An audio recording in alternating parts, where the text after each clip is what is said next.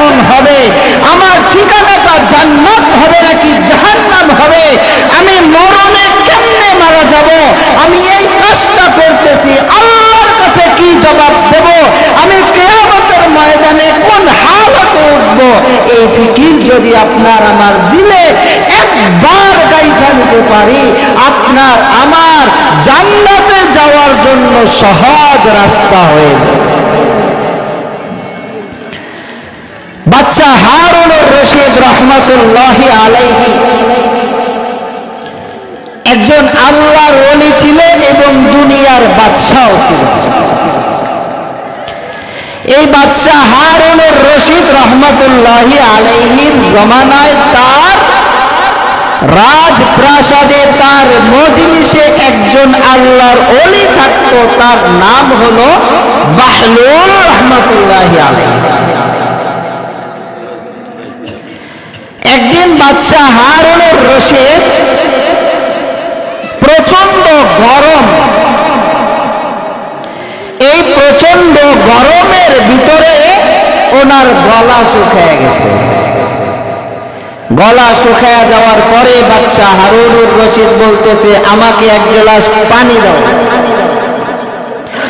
বাদশা হারুনুর রশিদকে যখন পানি দেওয়া হলো, বাদশা হারুনুর রশিদ এইভাবে পানির গ্লাসটা মুখে দিবে, এমন সময় বাহলুল রহমাতুল্লাহি আলাইহি বলেন, বাদশা একটু থামেন,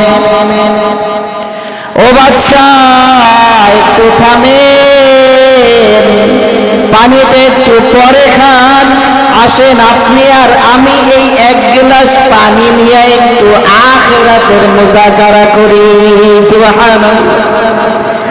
বাদশা হারুনুর রশিদ বলে, বাহলুল এইখানেও আবার আল্লাহর কথা নিয়ে আসছো, আখিরাতের কথা নিয়ে আসছো, কবরের কথা নিয়ে আসছো।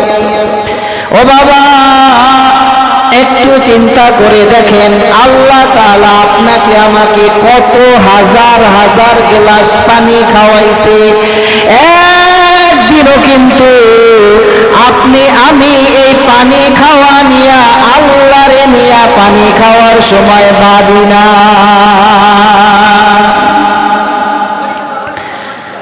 ও বাহলুল, বলো কি ভাবনা, কি মুযাকারা, এবার আমাকে বলো।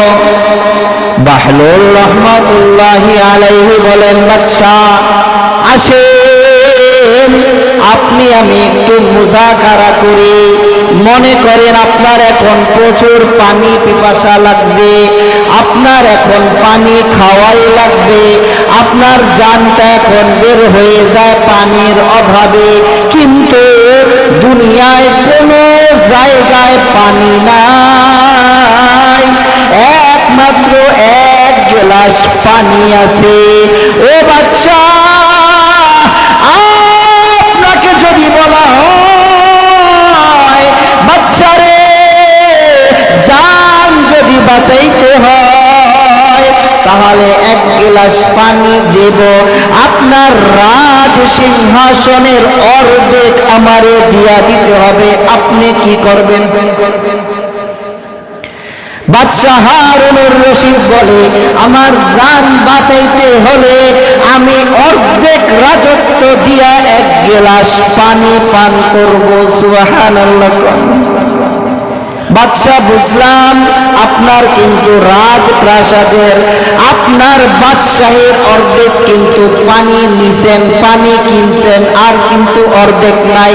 হ্যাঁ বাদশা, এবার আসেন এই পানিটা আপনি কিনে খাইলেন, পানি খাওয়ার সময় পানিটা আপনার গলার ভিতরে বাইজা গেছে, পানি এখন পেটে যায় না, পানি আপনার গলার মধ্যে ঢেকে গেছে।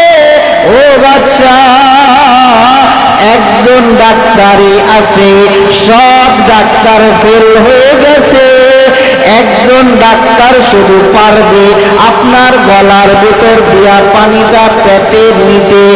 আপনাকে যদি বলা হয় এই পানি গ্লাস খাইতে হলে গলার ভিতর থেকে নিতে হলে অর্ধেক সিংহাসন দেওয়া লাগবে, আপনি তখন কি করবেন? সুবহানাল্লাহ।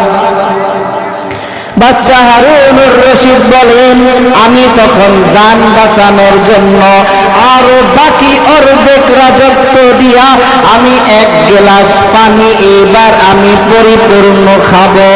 এখন বাদশা বাহলুল বাদশা হারুনুর রশিদকে আল্লাহর ওলি বাহলুল ডাক দিয়ে বলেন, আল্লাহর বান্দা ও বাদশা জাহাপানা, এবার আপনি বলেন এক গ্লাস পানির বিনিময় সমস্ত বাদশাহী দিয়া দিলেন। আল্লাহ তাআলা যদি বলেন, ও বাদশা তোমাকে আমি হাজার হাজার গ্লাস পানি দুনিয়াতে খাওয়াইছি, আমি আল্লাহর কাছে বিনিময় দাও, নাইলে আমি জান্নাত দেব না। ও বাদশা তখন আপনি আল্লাহর কাছে কি জবাব দিবেন? ভাইরা আমার, আমাদের এইভাবে যদি আমরা একটু চিন্তা ফিকির করি আখিরাত নিয়া, আল্লাহ নিয়া, তখন কিন্তু আমাদের আমলের ভিতরে পরিবর্তন হওয়া সম্ভব। ঠিক কিনা জোরে বলেন?